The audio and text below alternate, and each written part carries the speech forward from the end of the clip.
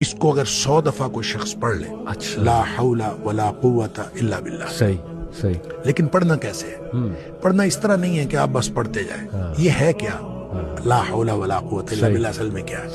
हौल का माना भी कुव्वत है और कुव्वत का माना भी कुव्वत है। ला हौला वला कुव्वत, यूं कह लीजिए ना कोई इज्तिमाई ताकत, ना कोई इनफिरादी ताकत, इल्ला बिल्लाह, सिवाय अल्लाह के।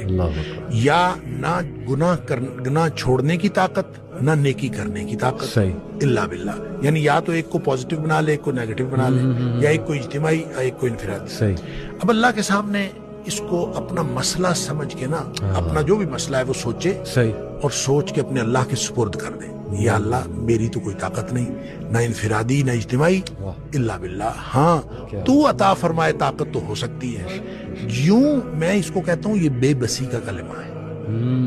बेबस आदमी अपने अल्लाह के सामने बेबसी का इजहार करे इस कलमे के जरिए। सही सही।